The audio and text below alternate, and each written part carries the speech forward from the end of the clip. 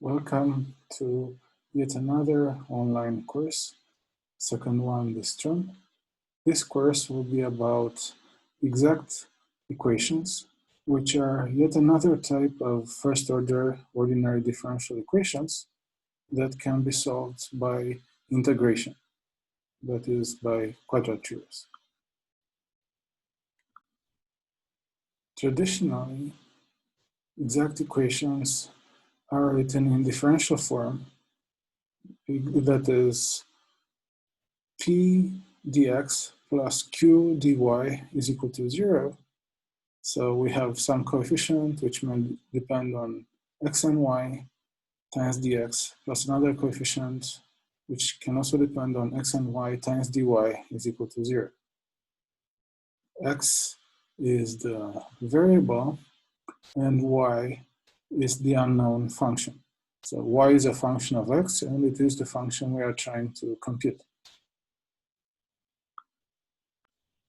Formally, if we divide by dx, then this equation is equivalent to p times nothing plus q times y prime is equal to 0. So we can also write it in the usual notation, but the differential form is more traditional. This equation will be exact if there exists some differentiable function of two variables, x and y. The function is denoted by capital F usually, such that the derivative of capital F with respect to x is p, and the derivative of capital F with respect to y is q. So partial f over partial x is the coefficient of dx in the equation, and partial f over partial y is the coefficient of dy in the equation. This function, capital F, is essential to solving the equation, and it is called the prime integral or a prime integral or a primitive of the exact equation. Or it can also be called an integral of the equation. The prime integral is not unique because if you take a prime integral and you add a constant to it, then you get another prime integral, because the derivative of a constant will be 0 either with respect to x or with respect to y. So you can add any constant and it will still have the same property. If an ordinary differential equation is exact, then finding its prime integral is almost the same as finding the solution, because the general solution of the equation in implicit form is given by capital F, that is the prime integral, of x and y is equal to a constant. For any constant, this is a solution of the equation. Any solution of the equation is f of x and y is equal to a constant. Sometimes we have to stop here because this equation f of x and y is equal to a constant may be too complicated to solve, but if it is not too complicated, then we can solve this and find the explicit solution, y of x. Y of x is equal to whatever we get by solving this equation. If not, we leave it like this. This is called the solution in implicit form. Here is the first example. Let's consider the equation y dx plus x dy is equal to 0. This is written in differential form. If we were to divide by dx formally, then we'll get the equivalent equation in standard form, y plus x y prime is equal to 0. Either way, the equation is exact. We don't know this, we don't know how to prove this yet, but we notice that this equation actually has an almost obvious prime integral. Namely, let's try f of x and y is equal to x times y. Then the derivative of x times y with respect to x is y, and the derivative of x times y with respect to y is x. I'm talking about partial derivatives here. So either way, this works as a prime integral, so since it fits the definition, it is a prime integral for the equation. Of course, this is only unique up to a constant, because if we add any constant to x times y, for example, if we take f of x and y is equal to xy plus 11, then this is also a prime integral, or xy minus 20, anything xy plus any constant will work. Since we know the prime integral, then this almost means we know how to solve the equation, because the general solution of this ordinary differential equation then is f of x and y, which is x times y, is equal to a constant. So all solutions of the equation are of this form: x times y of x is equal to a constant. In this case, we can very easily solve for y of x, and we get that y of x is equal to that constant divided by x.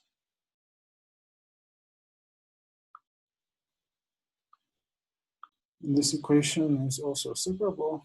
I invite you to do the computations for yourselves, and you can find out that y prime is equal to minus y over x.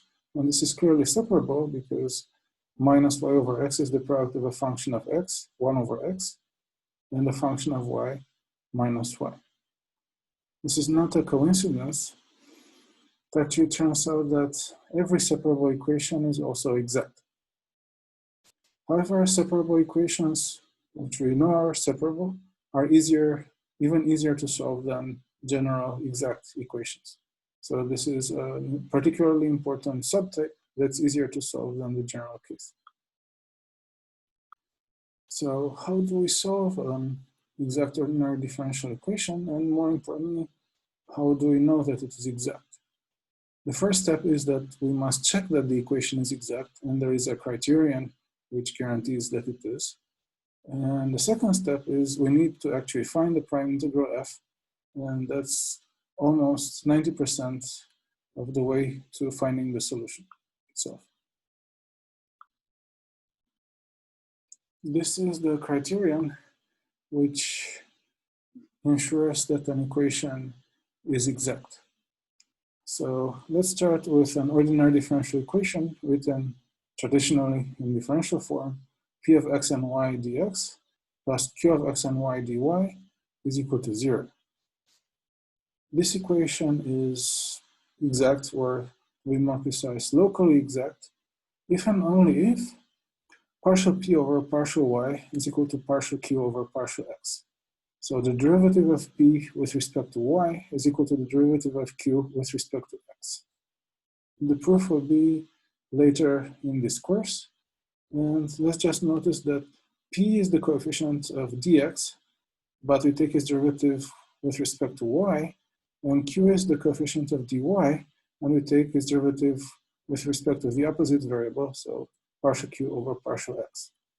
So this works crosswise. P is the coefficient of x dx, and q is the coefficient of dy, but we take the opposite derivatives and we check whether they are equal. This is the criterion. So let's check how this works for a specific equation. For an example, let's consider the ordinary differential equation: x squared plus 2xy times dx plus x squared minus e to the y times dy is equal to 0. Let's check whether it is exact. It is, because the coefficient of dx is p of x and y is x squared plus 2xy, and its partial derivative with respect to y is just 2x, right? X squared doesn't contribute, it's just a function of x. And so we have just the partial derivative of 2xy with respect to y, which gives 2x. And the coefficient of dy is q of x and y, which is x squared minus e to the y, and its partial derivative with respect to x is again 2x, because now we are taking partial derivatives with respect to x, so minus e to the y doesn't contribute, and we just have the derivative of x squared, which is 2x. And they are equal, so both of them are 2x, And then by the criterion stated on the previous page, this means that the equation is actually exact. Once we find that an equation is exact, then we can proceed with solving it by computing its prime integral. If the equation is not exact, then none of these methods I'm about to describe applies, of course. These only work for exact equations. Now, there are three usual methods that are used for solving exact equations. Let's have a look at all three. So the most straightforward one is we compute the line integral of p dx plus q dy, except that I'm using some different variable names because I'm computing this integral from a fixed starting point x0, y0 to the point xy where we're computing f of x and y. So I'm going to give x and y new names under the integral. X will be u and y will be v. So this is integral of p of u and v du plus q of u and v dv. This is a line integral, so it's supposed to be computed along some path from the point x0, y0 to the point xy. Now it turns out that if the equation is exact, then it doesn't matter what path we choose between the 2 points. But let's have a look at that. As an observation, the path that we choose must be inside the domains of definition of the functions p of x and y and q of x and y. If these functions are defined, for example, on the whole plane, then we can choose literally any path from the fixed starting point to the point xy. If not, then choosing a path becomes more complicated, and it turns out that the answer may actually depend on the path, which is not good. So if the criterion for exactness partial p over partial y is equal to partial q over partial x is fulfilled, then the equation is exact and the line integral only depends on the endpoints, not on the actual path. In order for this to happen, also the domain must have a sufficiently nice and simple shape.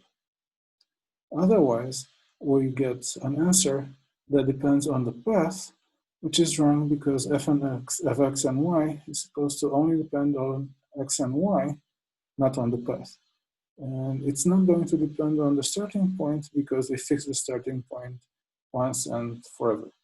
But supposing that we chose a different starting point and we did the same computation, then this is also going to give a prime integral for the equation. Since both of them are prime integrals for the same equation, then they must be different by a constant. So if we choose a different starting point, we have to obtain the same answer that we obtain for the first starting point plus a constant. So the choice of starting point doesn't matter, it just gives the same answer up to a constant. So let's return to our previous example, which is x squared plus 2xy dx plus x squared minus y squared minus e to the y dy is equal to 0. And let's recheck that it is exact. So again, p is x squared plus 2xy. So its partial derivative with respect to y is 2x. Q is x squared minus e to the y. Its partial derivative with respect to x now is again 2x, and they're equal. Therefore, the equation is exact. Well, if the equation is exact, then we can always compute the prime integral by the same formula. Like I said, it's going to be given by a line integral from some fixed starting point to the point xy, of coordinates xy, where we are computing the prime integral. And there is no simpler choice for the starting point if we are allowed to make any choice than the point of coordinates 0, 0. So let's make this choice. Let's start our line integral at the point 0, 0. So then we have integral from the point of coordinates 0, 0 to the point of coordinates x, y of p of u v du plus q of u v dv. So let's replace them by what they are. P is the coefficient of dx, so it's going to be u squared plus 2uv, and q is the coefficient of dy, so it's going to be u squared minus e to the v. And now, as I said, if these functions are defined on the whole plane, then we are allowed to choose any path in between the point 0, 0 and the point xy. So let's again make a very simple choice. Let's make a path. We could make a straight line path, but this is even simpler. We make a path from two segments. We first go horizontally from the point of coordinates 0, 0 to the point of coordinates x0, and then we go vertically from the point of coordinates x0 to the point of coordinates xy. And this makes the computation very simple. So again, this path integral now becomes the sum of the integrals along these two line segments. And the first line segment is completely horizontal. So this means that the dv portion does not contribute because dv is the vertical coordinate, so it's not going to contribute along a horizontal segment. So then we are just left with the integral of u squared plus 2uv du along the first segment. And even better, along this first segment, the second coordinate is 0 because we are integrating from 0, 0 to x0. So the second coordinate is always 0. So this means that v is 0.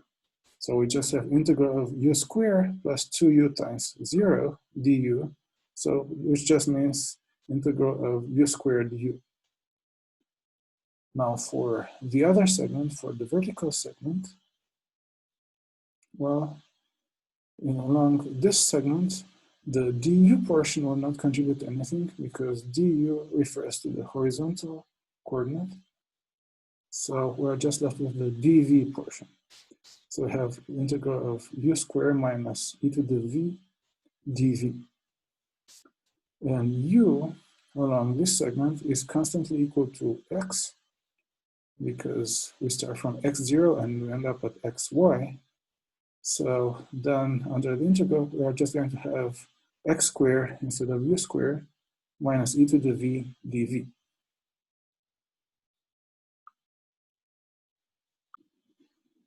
So by choosing this path made of two line segments, one horizontal line segment and one vertical line segment, the computation is actually very straightforward. We have to compute the integral of u squared du, which is going to be u cubed over 3, and this is evaluated between 0 and x. So this is x cubed over 3. And then for the second integral of x squared dv is x squared times v, and that's evaluated between v equals 0 and v equal y. So this gives x squared times y.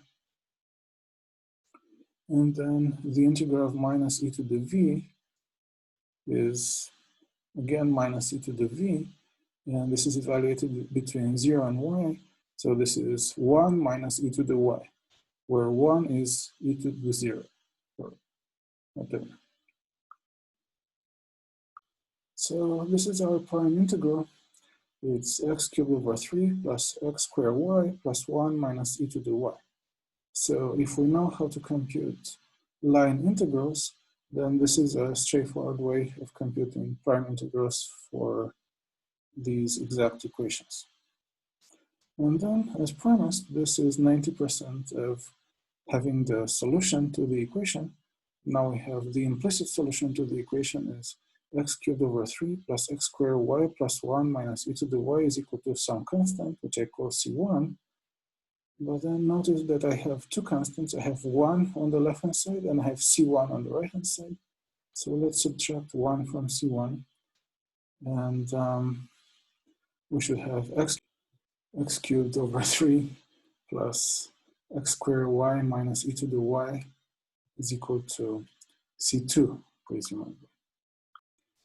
Notice that this equation is too complicated for us to solve for y. I mean, we really don't have a method for solving this type of equations, except numerically. As for x, we could solve it for x as a function of y if we wanted. And then we would need how to know how to solve cubic equations. The next method, and the one that I prefer, is in order to find a prime integral capital F for an exact equation. So in order to solve these two equations, partial f over partial x is equal to p and partial f over partial y is equal to q, well, instead of using the line integral, we can actually solve these two equations one equation at a time. So first we solve the first equation, partial f over partial x is equal to p. So we integrate both sides of the equation as a function of x. The integral of partial f over partial x is f itself. And then the integral of p is something that we can compute, integral of p of x and y dx.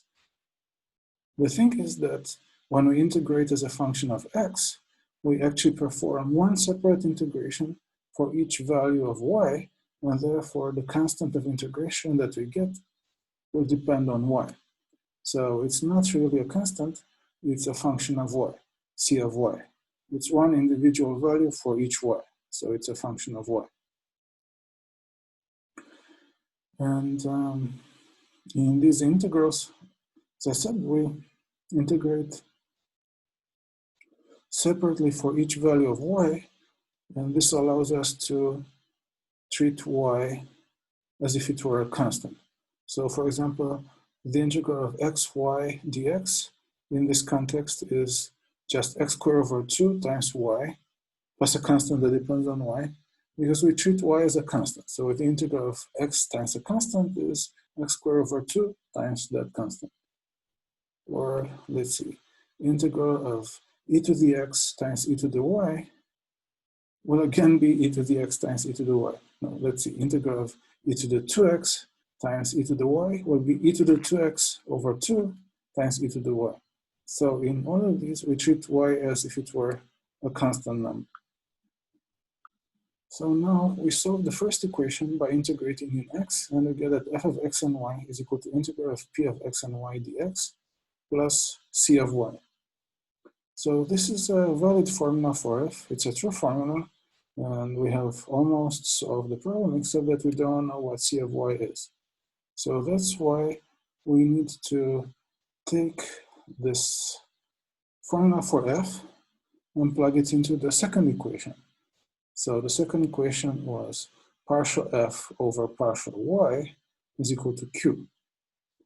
So this means the derivative with respect to y of f, and we let f be given by this formula. So partial over partial y of integral of p of x and y dx plus c of y is equal to q. And now when we take this derivative with respect to y, we get partial over partial y of this integral, which is something that we can compute, plus c prime of y, because c is a function just of y, so this is an ordinary derivative, it's not a partial derivative, c prime of y, and then is equal to q. And from all this, we're interested to compute, we want to compute c prime of y, so that we can then compute c of y itself. So from this equation, we get that c prime of y is q minus partial over partial y of this integral. So we have that c prime of y is q minus partial over partial y of integral of p of x and y dx. And here is where it measures that the equation is exact. So if the exactness criterion partial p over partial y is equal to partial q over partial x is fulfilled, then the right side of the equation will not depend on x at all. It will just be a function of y. And then we have c prime of y is equal to this complicated looking function of y. And then we just integrate with respect to y. and we get that c of y is equal to integral of this expression dy.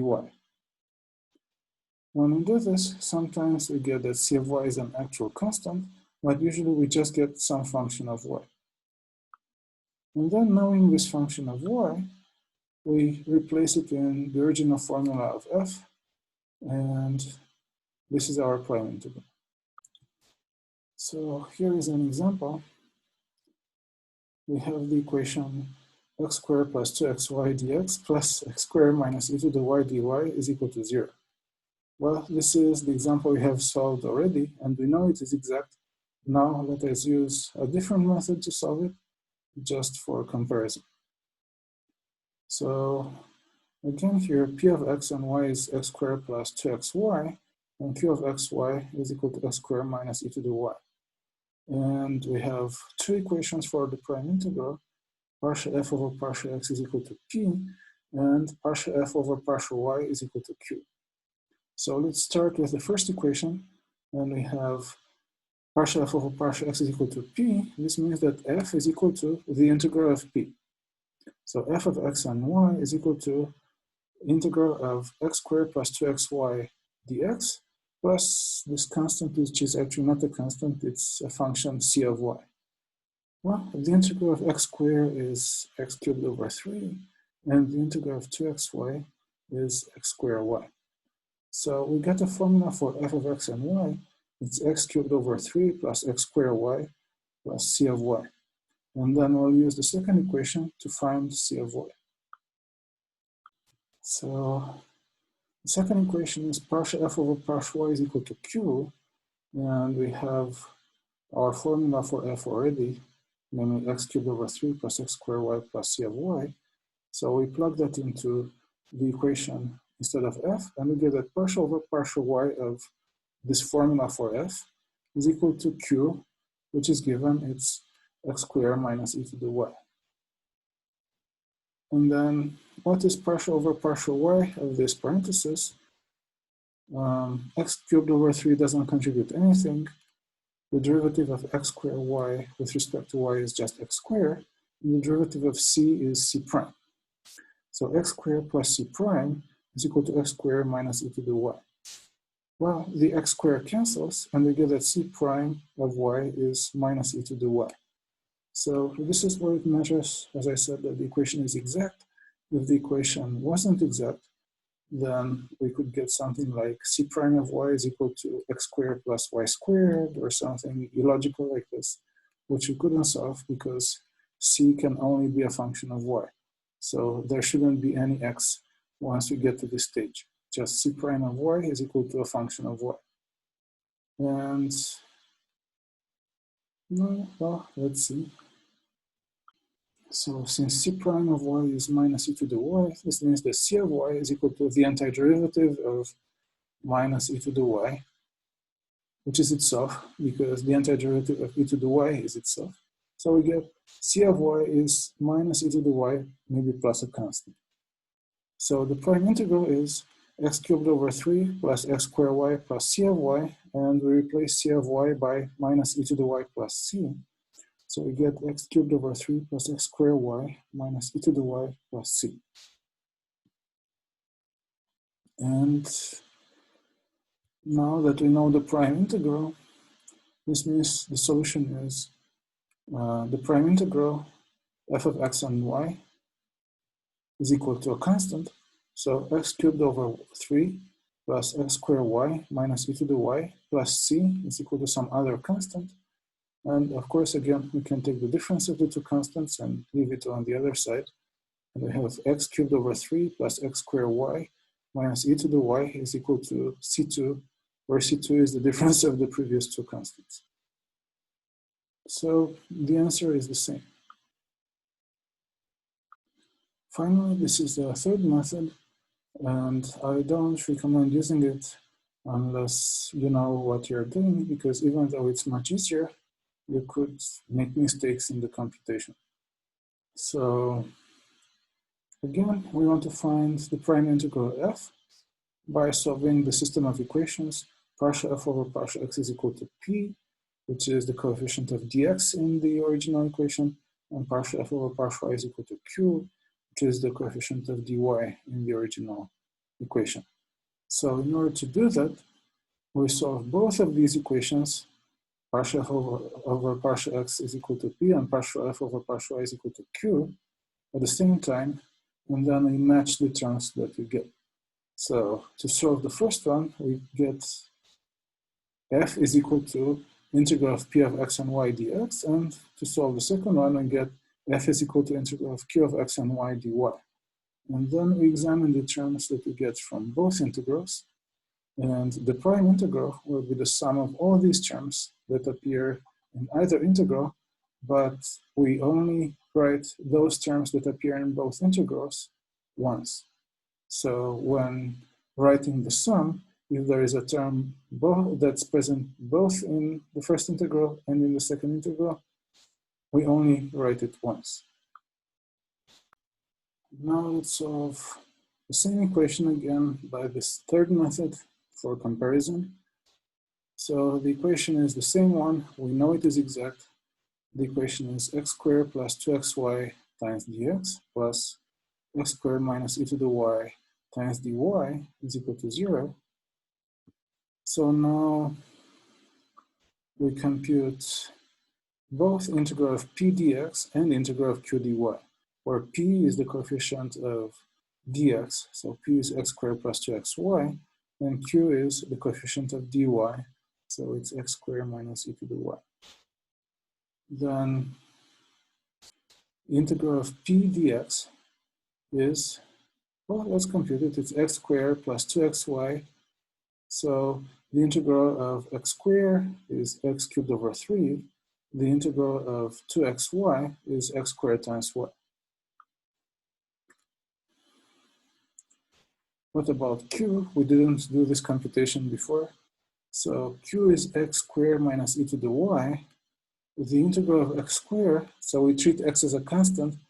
So x squared is a constant. So the integral of x squared is x squared times y, just as if, let's say, x squared were a number like 9, its integral would be 9y. And the integral of minus e to the y is minus e to the y. So I get x squared y minus e to the y, maybe plus a constant. So then what are the terms that we get? We get x cubed over 3, x squared y again from the second integral as well, and minus e to the y. But as I said, if a term appears both in the first and in the second integral, then we only write it once. So the prime integral will be x cubed over 3 plus x squared y times only one of them, and then minus e to the y. And again, this is the same answer that we got by the other two methods. So these are three of the most usual methods for solving exact equations. In either case, we should first check whether the equation is exact. That is the first step. And then, if you like line integrals, you can compute line integrals. If not, you can do integrations like in the other two methods. And in either case, by following the method, you obtain the prime integral.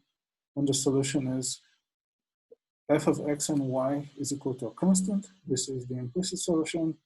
And then if you can solve for y, then you get y is equal to some function. That's the explicit solution. We'll do more examples next time. But until then, let's have a little look at the theory behind exact equations. So first, a word, why are exact equations called exact? Where does the name come from? Well, if you have a function of several variables, like here, capital F of x1, x2 up to xn, then the differential of such a function is defined as d capital F is equal to sum of its partial derivatives over each variable, d that variable. So partial f over partial x1 dx1 plus partial f over partial x2 dx2, and so on and so forth up to the last variable.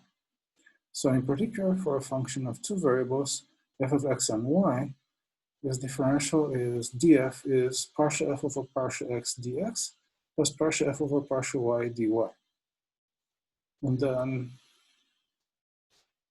we notice that an equation, an ordinary differential equation, p dx plus q dy is equal to 0 is exact if and only if this whole equation, or the whole left-hand side of the equation, is exactly the differential of some function capital F, which is the prime integral. So df is p dx plus q dy. This is what it means that partial f over partial x is equal to p, and partial f over partial y is equal to q. So exactly when this happens, then df is p dx plus q dy.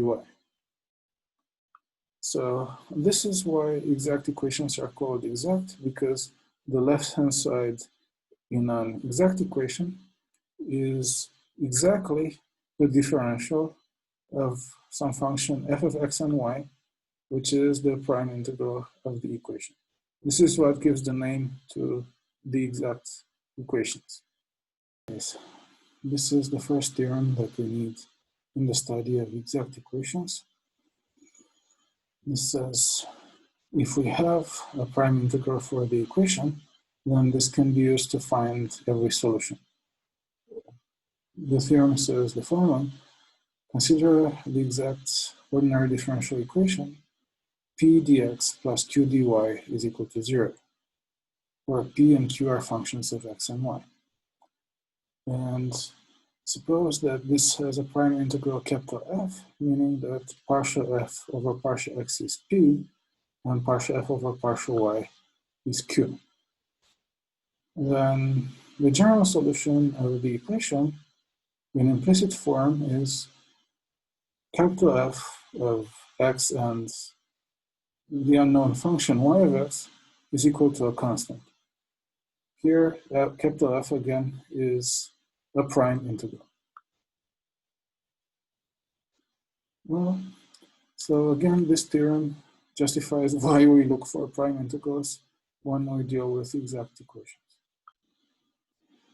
All right, so now let's prove this theorem. The proof will have two parts. In the first part, we're going to consider a solution of the ordinary differential equation, y of x, and we're going to prove that f of x and y of x is a constant, where f is our prime integral. And in the second part, we're going to assume that y is some function, we don't know whether it's a solution or not, such that capital F of x and y of x is a constant, and we're going to prove that y actually is a solution. This will be on the next page. So in the statement of the theorem, we are given the equation p of x y dx plus q of x y dy is equal to 0, but it's better to write it for this proof in the standard way instead of differential notation. So we divide the equation by dx and we get p of x and y plus q of x and y times dy over dx, which is the same as y prime, is equal to 0. And now let's assume that y of x is a solution of the equation, and let's take capital F to be a prime integral. Capital F being a prime integral means partial f over partial x is p, and partial f over partial y is q. Okay, so now let's form this expression that we want to know whether it's a constant or not. So capital F of x and y of x. We have replaced the variable y by the function y of x. So now everything here is a function of x. So we have capital F of x and y of x. It's just a function of x. So now let's take its derivative as a function of x. And we get the derivative of f of x and y of x is by the chain rule. So it's going to be partial f over partial x times dx over dx. This is from just from x as an argument, and then plus partial f over partial y times dy over dx. This is from the second argument, which we replaced by y of x. But partial f over partial x is just p. Dx over dx is 1. So this just means the derivative of x as a function of itself. So x prime, that's 1. And dy over dx is nothing but y prime. So we get that the derivative of the whole expression is p plus q times y prime. But we know that this is 0 because if y is a solution of the equation, that's exactly what it means. It means that p plus q times y prime is equal to 0. So now this expression, f of x and y of x, was only a function of x. And we have proved that its derivative as a function of x is 0, and therefore it is a constant. Because a function whose derivative is 0 must be a constant. So now in the second part, we are not going to assume that y is a solution. We just take some function y of x such that capital F of x and y of x is a constant. And we want to prove that y of x is a solution. So we start with this equality, f of x and y of x is a constant, and we take the derivative of both sides with respect to x. The derivative of the constant with respect to x must be 0 because the derivative of a constant is 0. And on the other hand, this must be equal to the derivative of f of x and y of x. Again, we compute this derivative by the chain rule. So it's partial f over partial x times dx over dx plus partial f over partial y times dy over dx. And then this is equal to partial f over partial x is p, partial f over partial y is q, and then dx over dx is 1, and dy over dx is the derivative of y with respect to x. So let's write it as y prime. So we get that the whole thing is p plus q times y prime. But at the same time, we know that it's 0 because the derivative of the constant is 0. So we get that p plus q times y prime is 0. But this is exactly what it means that the function y is a solution of the equation, because this is the equation. P plus q times y prime is equal to 0. And if we multiply by dx, we can also write it in differential form, and then it looks like the equation we had in the beginning. P dx plus q dy is equal to 0. So the second theorem that I want to briefly prove here is that the criterion that we use for exactness actually works. So consider an ordinary differential equation, m of x and y dx plus n of x and y dy is equal to 0. So this is written in differential form. And suppose that capital M and capital N are continuous and continuously differentiable functions on some region, on some rectangular region, where x is between a and b and y is between c and d. So this is a rectangular region in the plane. Then the ordinary differential equation is exact on this region, if and only if the criterion we have used is true. So partial m over partial y is equal to partial n over partial x.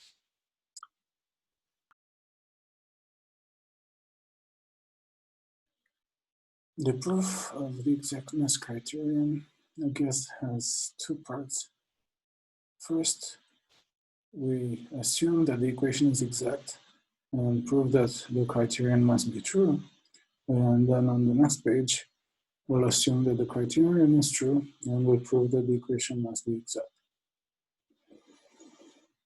So for the first part, if the equation is exact, then by the definition of exactness, this means there exists some prime integral, capital F of x and y, such that in the equation, the coefficient of dx, which is m, is given by partial f over partial y, and the coefficient of dy, which is n, is given by partial f over partial y. Then partial m over partial y is, well, what is m? So m is partial f over partial x. And then partial m over partial y is going to be the derivative with respect to y of partial f over partial x. So this is the second order partial derivative, partial square f over partial y partial x. And in the same manner, what is partial n over partial x? Well, it is the derivative with respect to x of partial f over partial y. So this is the second order, the mixed partial derivative, partial square f over partial x partial y. But then you know that these second order mixed partial derivatives are equal to each other because, well, it doesn't matter in what order you take the derivative. Either you take it first with respect to x and then with respect to y, or first with respect to y and then with respect to x. And there's a theorem that tells that they are equal. It's called Clairaut's theorem. And it says that if all the second order partial derivatives of capital F are continuous, then the mixed partial derivatives, partial square f over partial y partial x and partial square f over partial x partial y, must be equal to each other. So indeed, partial m over partial y is equal to partial n over partial x, because each of them is one of these mixed partial derivatives, and they are equal to each other.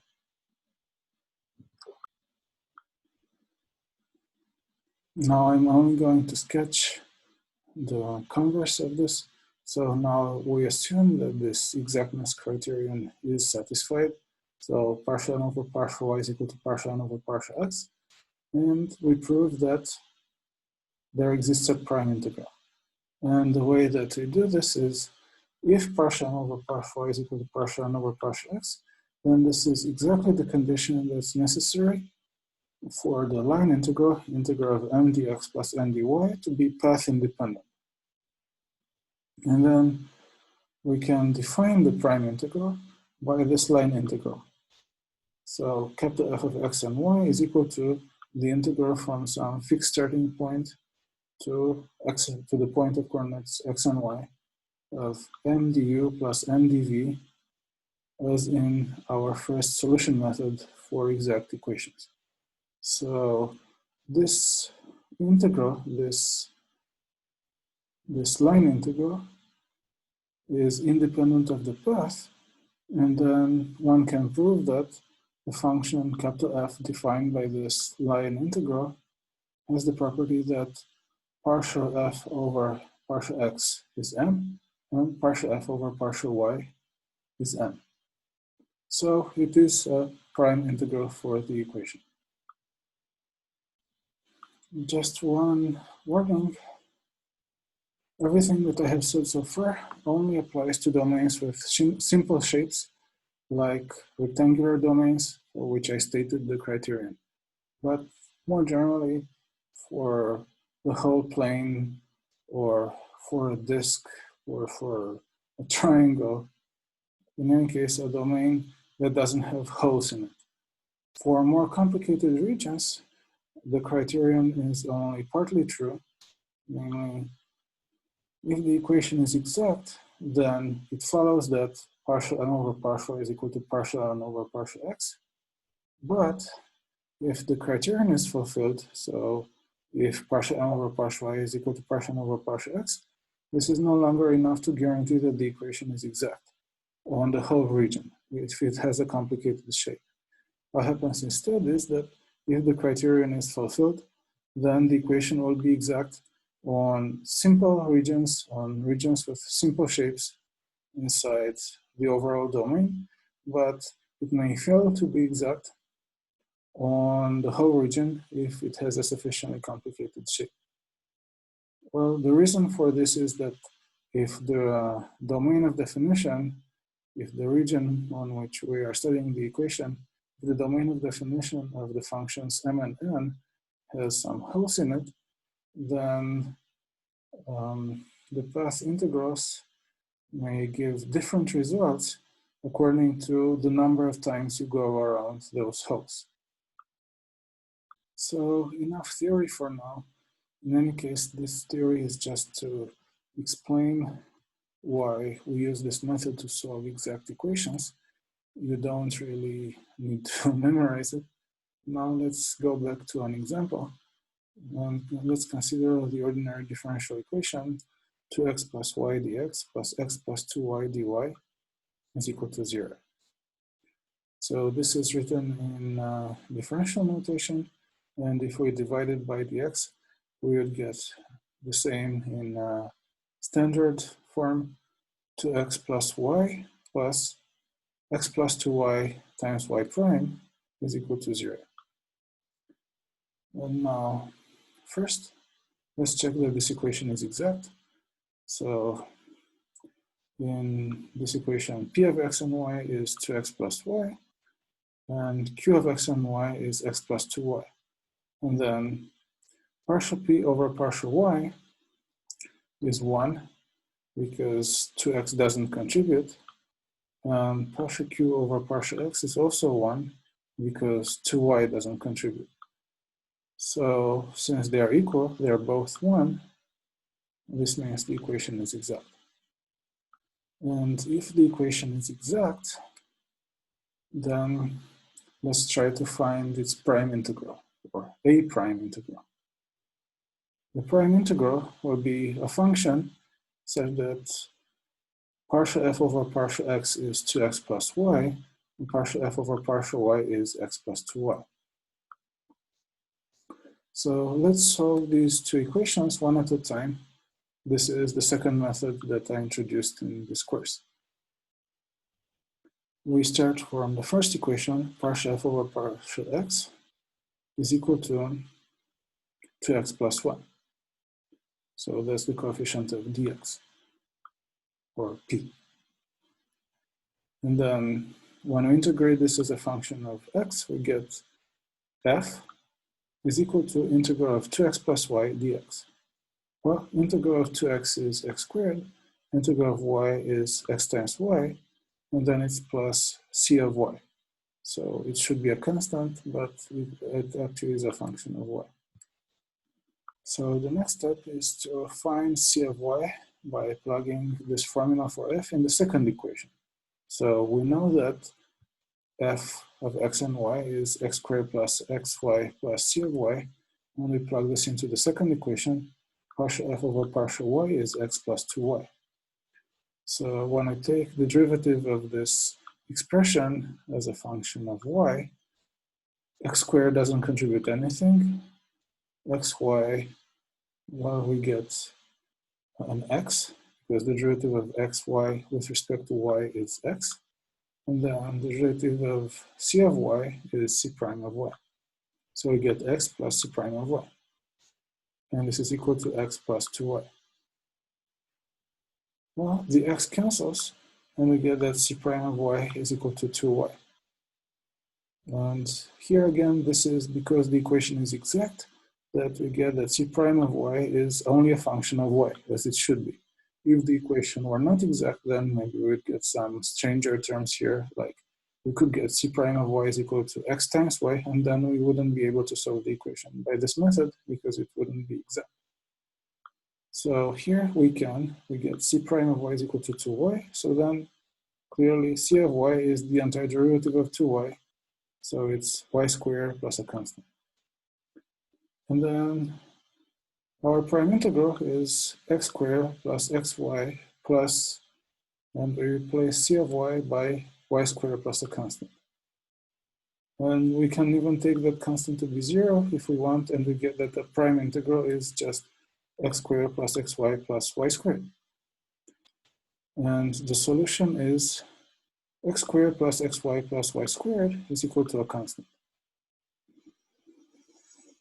Now, this is the solution in implicit form, and finally, we have an equation for which we can go further and solve this equation for y. Notice that this is a quadratic equation in y, and namely, we can write it as y squared plus xy plus x squared minus c1 is equal to 0. So let's solve it using the quadratic formula, and we get that y of x is equal to minus x plus or minus x squared minus 4 times x squared minus c1, everything divided by 2. Well, you can check for yourselves using the quadratic formula. And I want to say that even though in this formula we have plus or minus, actually for each individual solution, it will be always plus or always minus, because otherwise we would have a jump on the discontinuity for y of x, which must be continuous. So each individual solution is either minus x plus the square root or minus x minus the square root. And this is it for this example. We'll continue with more examples in the next course. Thank you again for your attention.